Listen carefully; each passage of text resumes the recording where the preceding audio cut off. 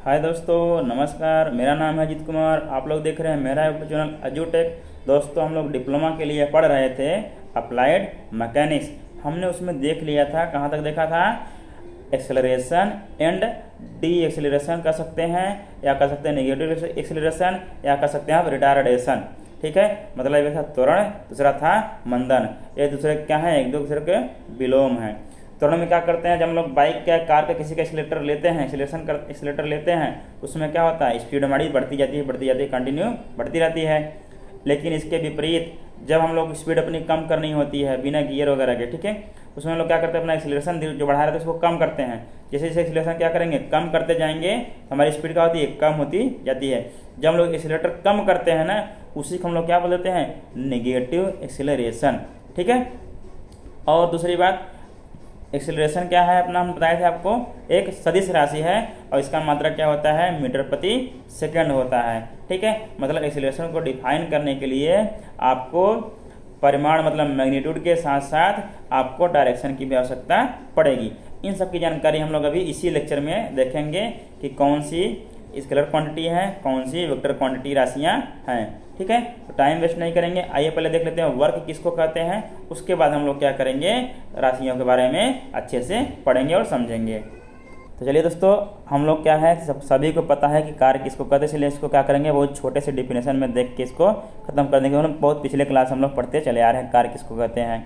ठीक है, किसी पिंड पर लगा बल, ठीक है, किसी पिंड या वस्तु पर लगा बल तथा बल की दिशा में पिंड द्वारा या वस्तु द्वारा चली गई दूरी के गुणनफल को हम लोग क्या बोलते हैं?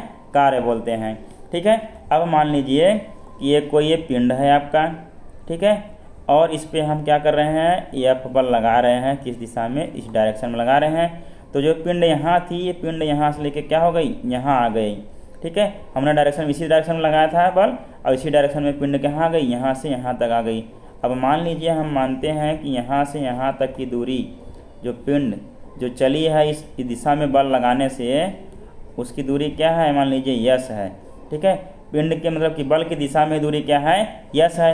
परिभाषा में क्या कहा? किसी पिंड या वस्तु पर लगे बल तथा बल की दिशा में पिंड द्वारा चली गई दूरी के गुणनफल को हम लोग क्या बोलते हैं? कार्य बोलते हैं। ठीक है, तो कार्य को हम लोग क्या करते हैं? W से डिनोट करते हैं।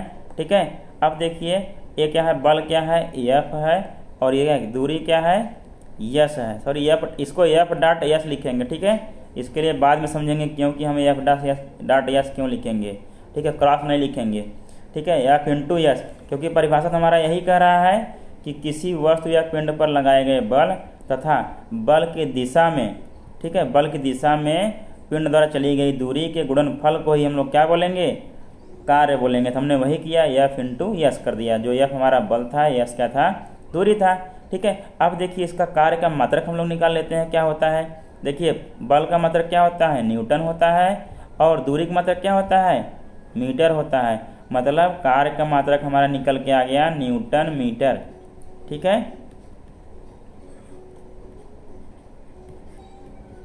एक मात्रक किसका और हो गया? ऐसा ही मात्रक क्या होता है? जूल।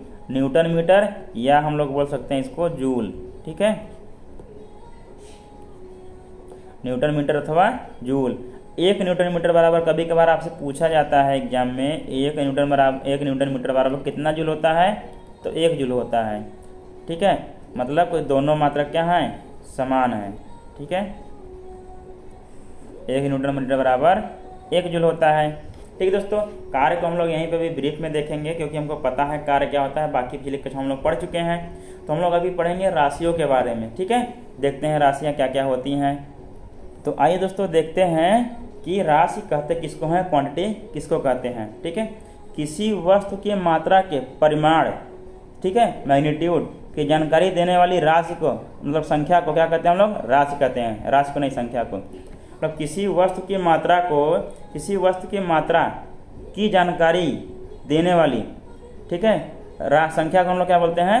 राशि कहते हैं। एक बार फिर समझिए, नहीं समझ में आया किसी को भी, मुझे भी नहीं आया। ठीक है, चलिए समझते हैं। किसी वस्तु के मात्रा के परिमाण की जानकारी, जो उसकी परिमाण है, कितना परिमाण है, कितनी मैग्नीट्यूड है, उसकी जानकारी देने वाली संख्या को हम लोग क्या बोलते हैं? राशि बोलते हैं। ठीक ठीक है। अब मान लीजिए जैसे होता है कि 5 लीटर, क्या हो गया, 5 लीटर मान लीजिए दूध, ठीक है, मतलब 5 लीटर हम लोग मिल के लिख लेते हैं। मतलब ये 5 लीटर क्या हो गया, एक राशि हो गया। ये क्या जानकारी दे रहा है कि कितनी मात्रा मतलब कितना परिमाण है, दूध का कितना परिमाण है, 5 है, ठीक है। दूध की कितनी एग्जैक्ट मात्रा है वो कौन बता रहा है, 5 लीटर बता रहा है, ठीक है, ये राशि बता रही है। वही हम लोग कह रहे हैं, किसी वस्तु की मात्रा के परिमाण की जो जानकारी देता है उसी को हम लोग क्या बोलते हैं, राशि बोलते हैं, ठीक है। अब मान लीजिए 2 मीटर, आपसे पूछ ले आपके दोस्त का घर आपसे कितनी दूरी है, तो आप बोलेंगे 2 मीटर। तो 2 मीटर क्या है, एक राशि है, क्या है, एक राशि है, ठीक है। अभी मान लें कि 2 जूल आपको क्या बताता है कि एक कार्य है, ठीक है, 2 जूल कार्य है। कितना कार्य हुआ है, 2 जूल हुआ है। एक भी क्या है, एक राशि है, ठीक है, समझ में आ रहा है। चलिए 2 मीटर प्रति सेकेंड, आपसे अगर कोई पूछ ले कि आप कितनी तेज चल रहे हैं, आप बोलेंगे 2 मीटर प्रति सेकेंड। ये भी क्या है, एक राशि है, ठीक है। अब देखिए इन राशियों को व्यक्त करने के लिए कुछ राशियां क्या होती हैं जिनको व्यक्त करने के लिए सिर्फ और सिर्फ मैग्नीट्यूड मतलब परिमाण की आवश्यकता होती है, डायरेक्शन की आवश्यकता नहीं होती है। लेकिन कुछ राशियां होती हैं जिनको व्यक्त करने के लिए परिमाण मतलब मैग्नीट्यूड के साथ साथ डायरेक्शन की भी आवश्यकता पड़ती है, ठीक है। तो इसी प्रकार से क्या होता है कि राशियों को 2 भागों में बांट दिया गया है। कौन कौन से भाग में, एक है अदिश राशि और एक है सदिश राशि। अदिश राशि को इंग्लिश में बोलते हैं स्केलर क्वांटिटी और सदिश राशि को बोलते हैं वेक्टर क्वांटिटी। अब आइए इन्हीं को अच्छे से पढ़ेंगे, ठीक है। अब आइए दोस्तों देखते हैं, एकदम शॉर्ट में देखेंगे, समझेंगे, ठीक है। देखिए क्या है, क्वांटिटी को 2 भागों में बांटा के हमने बताया, एक है स्केलर क्वांटिटी, दूसरा क्या है, वेक्टर क्वांटिटी, ठीक है। अब देखते हैं स्केलर क्वांटिटी में क्या क्या होती है। स्केलर क्वांटिटी में इसको मेजर करने के लिए, इसको व्यक्त करने के लिए सिर्फ और सिर्फ मैग्नीट्यूड की आवश्यकता होती है, ठीक है। किसकी आवश्यकता होती है, मैग्नीट्यूड की, ठीक है, डायरेक्शन की आवश्यकता नहीं होती है। देखिए मैग्नीट्यूड की आवश्यकता होती है और डायरेक्शन की आवश्यकता नहीं होती है। इसको सिंपल से आप लोग समझिए, सिंपल से तरीके से याद रखिएगा। डायरेक्शन की आवश्यकता नहीं होती इसको व्यक्त करने के लिए, जितनी भी स्केलर क्वांटिटी होती हैं मतलब अदिश राशियाँ होती हैं। इसी के विपरीत क्या है, वेक्टर क्वांटिटी मतलब सदिश राशि को व्यक्त करने के लिए मैग्नीट्यूड की आवश्यकता तो होती है और साथ ही साथ किसकी आवश्यकता होती है दोस्तों, मैग्नीट्यूड के साथ साथ प्लस किसकी आवश्यकता होती है, डायरेक्शन की आवश्यकता होती है, ठीक है। मैग्नीट्यूड की तो होती है, डायरेक्शन की भी आवश्यकता पड़ती है, ठीक है। इसमें मैग्नीट्यूड और डायरेक्शन दोनों की आवश्यकता पड़ती है वेक्टर क्वांटिटी को व्यक्त करने के लिए, ठीक है। अब क्या करेंगे दोस्तों, अब हम लोग क्या करेंगे, इनका एग्जाम्पल देखेंगे स्केलर क्वांटिटी का और वेक्टर क्वांटिटी का, तब आप लोगों को और अच्छे से समझ में आएगा। तो आइए दोस्तों पहले हम लोग देखेंगे स्केलर क्वांटिटी या अदिश राशि के एग्जाम्पल, ठीक है। देखिए 5 लीटर दूध, अभी हमने इसके पहले समझाया था राशि वाले में ही। 5 लीटर दूध मतलब कितना लीटर दूध है, 5 लीटर। क्या इसमें कहीं आपको डायरेक्शन दिख रहा है कि इस दिशा में जाएंगे तब 5 लीटर दूध होगा, कि इस दिशा में ऊपर जाएंगे तब 5 लीटर दूध होगा, नहीं ना। सिर्फ और सिर्फ क्या है, 5 लीटर दूध। मतलब दूध की क्वांटिटी को डिफाइन करने के लिए सिर्फ और सिर्फ किसकी आवश्यकता पड़ रही है, मैग्नीट्यूड की मतलब परिमाण की आवश्यकता पड़ रही है, ठीक है।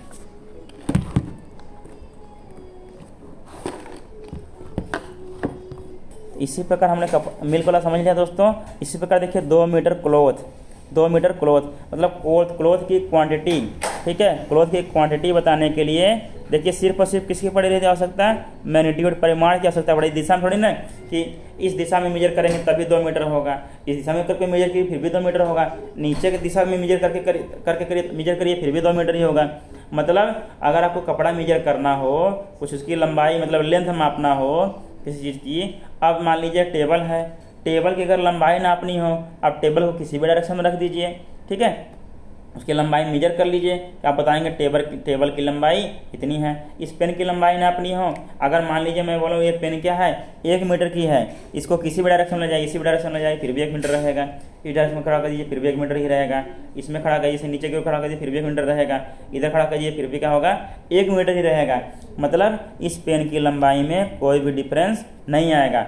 मतलब क्या हो गया, क्लोथ की लंबाई हो गई या पेन की लंबाई हो गई, इसको क्या डिफाइन करने के लिए किसकी आवश्यकता पड़ेगी, सिर्फ और सिर्फ परिमाण की, मैग्नीट्यूड की आवश्यकता पड़ेगी, डायरेक्शन की आवश्यकता नहीं पड़ती है। तो ये भी क्या होगा, एक स्केलर क्वांटिटी है, 2 metre cloth, 4 metre cloth, 2 metre लंबा पेन, 2 मीटर लंबा रास्ता। ठीक है, अब चलिए देखिए 4 kg मान लीजिए टोमेटो हो गया। अब टोमेटो की क्वांटिटी को, टोमेटो एक राशि हो गई, तो इसको टोमेटो की क्वांटिटी को डिफाइन करने के लिए कौन सी संख्या पूरा महत्वपूर्ण है, कौन सी राशि है, एक अदिश राशि है। क्यों, 4 kg, 4 kg कहीं भी आप ले जाके तो ये क्या होगा, वो 4 kg ही रहेगा। ठीक है, टोमेटो, इसके लिए डायरेक्शन की आवश्यकता नहीं पड़ती है। ये भी क्या हो गया, एक अदिश राशि हो गया। अब आइए सदिश राशि के बारे में देखते हैं। तो आइए सबसे देखते हैं हम लोग वेक्टर क्वांटिटी का एग्जाम्पल देखते हैं। क्या हो गया, वेट हो गया, फोर्स हो गया, एक्सेलरेशन हो गया, डिस्प्लेसमेंट हो गया। हमने आप लोगों को पहले ही बता के रखा है कि ये लोग क्यों हैं वेक्टर क्वांटिटी, लेकिन फिर से एक बार क्या करें, इस टॉपिक को पढ़ा रहे हैं तो फिर से बताना जरूरी बनता है। ठीक है, तो फिर से बताते हैं। देखिए वेट क्या था, जिस किसी भी बल से पृथ्वी किसी वस्तु को अपनी केंद्र की ओर खींचती है उसको हम लोग क्या कहते थे, भार। ठीक है, मान लीजिए क्या हो गया, ये वस्तु हो गया और ये हो गया अपनी पृथ्वी हो गई। ठीक है, अब देखिए क्या है, जिस किसी भी वस्तु को अपनी केंद्र की ओर खींचती है, मतलब क्या, देखिए इसका डायरेक्शन क्या हो गया, डिफाइन हो गया। डायरेक्शन क्या हो गया, डिफाइन हो गया। मान लीजिए ये 1 kg का वस्तु है। ठीक है, इस गुरुत्वीय त्वरण जी से अपनी ओर पृथ्वी खींच रही है इसको। देखिए क्या है, डायरेक्शन इसका डिफाइन हो गया ना, कि हमेशा क्या होगा, भार हमेशा पृथ्वी के केंद्र की ओर ही लगेगा। किसका, किधर लगेगा, किसी भी वस्तु या पिंड या व्यक्ति या कोई भी कार हो, कोई भी मशीन हो, कोई भी कुछ भी हो जो पृथ्वी से ऊंचाई पर है या पृथ्वी से लगा हुआ है, हमेशा क्या होगा, पृथ्वी की केंद्र की ओर ही आकर्षित होगा। पृथ्वी अपनी ओर गुरुत्वीय त्वरण जी से उसको खींचेगी, तो उसको क्या कहेंगे हम लोग, वस्तु का भार कहेंगे। अब मान लीजिए इसका वस्तु का द्रव्यमान क्या हो, m हो, तो W बराबर क्या हो जाएगा, m इंटू जी हो जाएगा, m क्रॉस जी। ये क्या हो गया, वेक्टर क्वांटिटी हो गया। ठीक है जी, ऐसा क्यों हो रहा है, क्योंकि वस्तु को पृथ्वी अपने केंद्र की ओर गुरुत्वीय त्वरण जी से खींच रहा है, मतलब इसमें डायरेक्शन क्या है, डिफाइन है। ठीक है, अपना मतलब वस्तु का भार आपका ऊपर की ओर नहीं जाएगा, हमेशा नीचे की ओर रहेगा। डायरेक्शन क्या हो गया, डिफाइन हो गया, इसलिए क्या है, कि वेक्टर क्वांटिटी है। ठीक है, अब आइए देखते हैं फोर्स के बारे में। ठीक है, अब फोर्स के बारे में देखेंगे। अब मान लीजिए क्या है, पिंड है। ठीक है, एक पिंड है या वस्तु है या बॉडी है, इस पर कोई बल F लग रहा है। ठीक है, हमने कह दिया कोई बल F लग रहा है। आपको कैसे पता चलेगा, बल तो F लगा दिया हमने, लेकिन किस दिशा में लगाया हमको कुछ पता ही नहीं है। इसका परिमाण क्या है, परिणाम क्या होगा, परिणाम। ठीक है, रिजल्ट, इसका रिजल्ट क्या होगा मुझे पता नहीं है। जब तक हम इसमें डायरेक्शन डिफाइन नहीं करेंगे, ठीक है, क्या करेंगे, डायरेक्शन डिफाइन नहीं करेंगे कि हम इस दिशा में बल लगा रहे हैं इस पिंड पर, तब तक इसका कोई भी अर्थ नहीं निकलता है। क्यों, कह दिया हमने 10 न्यूटन का बल लगाया है, भाई कहाँ लगाया है, किधर लगाया है, कुछ तो पता होना चाहिए ना। तब कहेंगे आप 10 न्यूटन का बल नॉर्थ साइड में लगा है, 10 न्यूटन का बल या तो साउथ साइड में लगा है। ठीक है, उत्तर की ओर लगा दिया, पूर्व की ओर लगा दिया, पश्चिम की ओर लगा दिया, ऊपर की ओर लग रहा है बल, नीचे की ओर बल लग रहा है। आपको डिफाइन करना ही पड़ेगा, मतलब जब भी बल आप कहीं भी लगाएंगे उसको आपको डिफाइन करना ही पड़ेगा कि बल किधर लग रहा है। इसमें भी क्या पड़ रहा है, मैग्नीट्यूड के साथ साथ इसमें भी क्या हो रहा है, दिशा की भी आवश्यकता पड़ रही है। ठीक है, मैग्नीट्यूड के साथ साथ दिशा की भी आवश्यकता पड़ रही है, इसलिए ये भी क्या है, ये भी एक सदिश राशि है, वेक्टर क्वांटिटी है।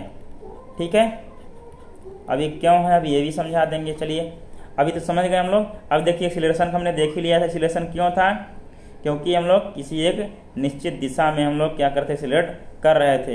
एक्सीलरेशन क्या था, वेग परिवर्तन की दर को हम लोग क्या बोल रहे थे, एक्सीलरेशन बोल रहे थे। ठीक है, अब देखिए v2 माइनस v1 किए थे अपान क्या था, t था, यही हमारा क्या था, एक्सीलरेशन था। ठीक है, अब वेग परिवर्तन की दर को हम लोग एक्सीलरेशन क्यों बोले थे, एक्सीलरेशन हम किसी निश्चित डायरेक्शन में लगाएंगे, या तो हम उसको क्या करेंगे, बढ़ाएंगे। ठीक है, या तो बढ़ाएंगे मतलब इस दिशा में एक्सीलरेशन लगाए हैं ताकि उसी दिशा में मशीन जाए, उसी दिशा में कार जाए, उसी दिशा में वो जाए। ठीक है, अब देखिए इसको एक्सीलरेशन को समझने के लिए हम डिस्प्लेसमेंट से आते हैं हम लोग। ठीक है, डिस्प्लेसमेंट आएंगे, फिर वेलोसिटी आएंगे, फिर इसको समझाएंगे एक्सीलरेशन को। ठीक, तो आइए समझाते हैं। देखिए विस्थापन क्या था, पहले हम लोग विस्थापन को समझते हैं।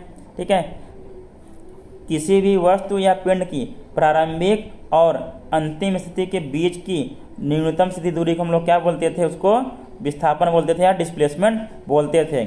मतलब मान लीजिए ऐसे ऐसे करके हम कहीं भी गए, यहाँ तक गए, ठीक है, तो हम पूरी पाथ की लंबाई को मेजर नहीं करेंगे, यहाँ से यहाँ तक एक सीधी रेखा खींचेंगे, ठीक है, ऐसे, ठीक है, इनके बीच की दूरी जो भी होगा, इस सीधी रेखा की जो लंबाई को मेजर करेंगे, जो भी इस लंबाई की मेजरमेंट होगा, मान लीजिए 20 मीटर हुआ, तो हम ए से गए बी की ओर गए हैं ना, तो हम लोग लिखेंगे ए से बी की ओर क्या हो जाएगा 20 मीटर। ठीक है, ए से बी की ओर 20 मीटर लिखेंगे, बी से ए की ओर नहीं लिखेंगे। मतलब हम कहाँ से प्रारंभिक स्थिति हमारे क्या हो गई, ए हो गया, अंतिम स्थिति क्या हो गया, बी हो गया। इसमें क्या हो रहा है, डायरेक्शन की आवश्यकता पड़ रही है। अगर डायरेक्शन की आवश्यकता नहीं पड़ती तो हम लोग क्या करते हैं, पूरी की पूरी लंबाई को मेजर कर देते हैं। मान लीजिए कि कोई एक लड़का था, यहाँ चलना चालू किया, यहाँ ए है, ठीक है, ये क्या हो गया बी हो गया, और ये यहाँ चला गया सी पे। ठीक है, ए से बी गया, बी से सी गया। ठीक है, अब देखिए आपको अगर हम लोग पूछेंगे कि अब ए और ए से लेके बी तक गया, इसमें अपने प्रारंभिक स्थान से लड़का कितनी दूर विस्थापित हुआ, ठीक है, कितना डिस्प्लेसमेंट हुआ, देखिए सीधी रेखा खींचेंगे यहाँ से, ए से सी के बीच के दूरी को हम लोग मेजर कर लेंगे। ठीक है, जो भी इसकी दूरी होगी वही मान लेंगे कि इसका क्या है, डिस्प्लेसमेंट है, क्या है, विस्थापन है। क्या हुआ, एक निश्चित दिशा की आवश्यकता पड़ी, एक निश्चित डायरेक्शन की आवश्यकता पड़ी विस्थापन को, डिस्प्लेसमेंट को मेजर करने के लिए। अब देखिए ये तो हो गया विस्थापन। आपको समझ में आ गया कि इसमें मतलब कि मैग्नीट्यूड के साथ साथ डायरेक्शन की भी आवश्यकता पड़ रही है। अब क्या करेंगे, इसको देखेंगे वेलोसिटी को, मतलब विस्थापन परिवर्तन की दर को हम लोग क्या कर रहे थे, वेलोसिटी कह रहे थे। मतलब मान लीजिए कि विस्थापन आपका जो हुआ था उसी को, उसके दर को विस्थापन परिवर्तन, ठीक है, विस्थापन परिवर्तन और अपान क्या था, समय था, वही था ना, यही था हमारा वेलोसिटी था। वेलोसिटी बराबर विस्थापन परिवर्तन की दर, मतलब विस्थापन परिवर्तन की दर मतलब विस्थापन परिवर्तन अपान टाइम हो गया। अब देखिए दोस्तों क्या हो जाएगा, विस्थापन क्या है, अपना एक सदिश राशि है। वेलोसिटी को भी हम लोग क्या करते हैं, मेजर करने के लिए डायरेक्शन की आवश्यकता पड़ती है। ठीक है, क्योंकि अब सीधे जा रहे हैं कि सर्कुलर में जा रहे हैं, आप बोलते हैं ना वक्रीय गति, इसमें भी क्या क्या अलग अलग हैं। अब क्या है, अगर हम किस दिशा में जा रहे हैं तो बताएंगे ना, किस दिशा में हमारी वेग इतना है, पूर्व की ओर हम इतनी तेजी से जा रहे हैं, पश्चिम की ओर हम इतनी तेजी से बढ़ रहे हैं। ठीक है, कहते हैं ना हवा पूर्व की ओर इतनी तेजी से बढ़ रही है, मतलब उसकी वेलोसिटी बताते हैं। ठीक है, आप इस रोड पर साउथ की तरफ बहुत तेजी से बढ़ रहे हैं। एक हवाई जहाज उत्तर कोरिया से दक्षिण कोरिया की ओर बहुत तेजी से बढ़ रही है, एक हवाई जहाज पाकिस्तान से हिंदुस्तान की तरफ आ रही है। क्या हुआ, इसमें डायरेक्शन दे रहे हैं, कितनी तेजी से आ रही है वो भी बताते हैं, 250 किलोमीटर की दर से आ रही है, कितनी दर से आ रही है। मतलब वेलोसिटी को भी क्या हुआ, डिफाइन करने के लिए मैग्नीट्यूड के साथ साथ डायरेक्शन की आवश्यकता पड़ रही है। अब देखिए वेलोसिटी भी क्या हो गई, अपना स्केलर क्वांटिटी, वेक्टर क्वांटिटी हो गई। तो वेग परिवर्तन की दर को हम लोग क्या बोल रहे थे, एक्सेलरेशन बोल रहे थे। ठीक है, समय क्या अपना स्केलर क्वांटिटी है, क्या है, वेक्टर क्वांटिटी। ठीक है, अब इसलिए क्या है, एक्सेलरेशन को भी कि इस दिशा में हमने इतना एक्सेलरेट किया है।